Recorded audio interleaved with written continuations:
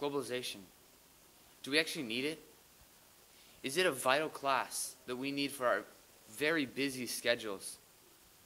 Or is it the class that informs us about what is going on in the world today?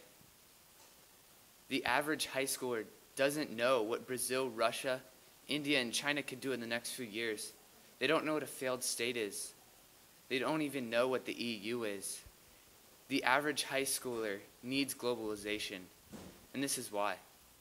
1, 2, 1, 2, 3, 4. Are you ready? Yep. What grade are you in? I'm in 9th grade. 9th? I'm a freshman. 9th. We're freshmen. 9.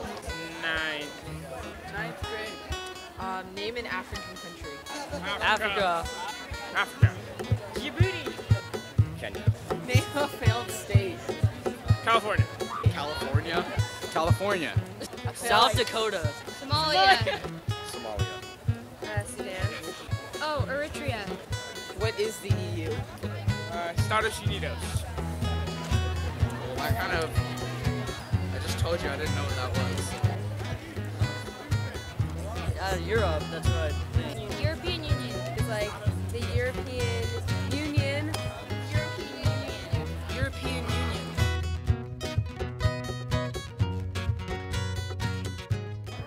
I was born in Hong Kong. I moved here when I was 8 years old, so that's my global connect.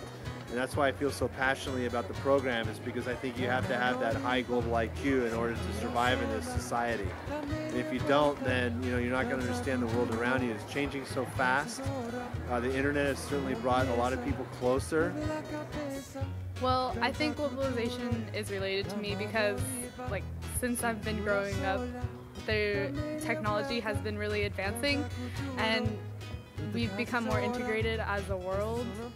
Well, I've been teaching for about 40 years now, close to it, and I think we have had to adjust our curriculum certainly to confront and understand certainly a globalization that has taken place. The globalization has taken place in the last certainly 10, 15, 20 years.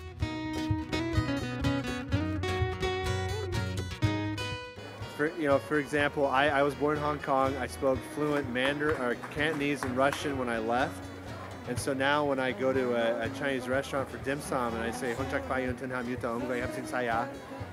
that's part of this global society we live in because I'm a product of it, right?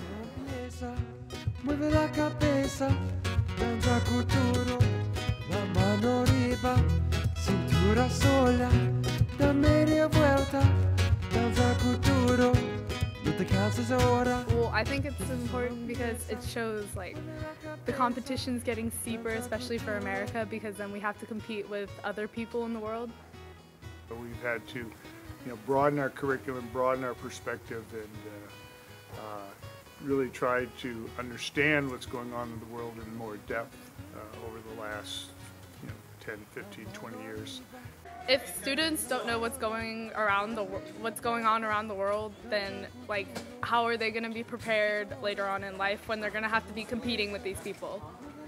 It will be a more globally connected world, and you're going to have to understand much more what's taking place in places like China and India and Singapore and Africa and sub-Saharan Africa and in the Middle East, and your futures are going to be more tied to what's taking place in those worlds. And so it's very, very important to have that understanding as you leave high school and enter college.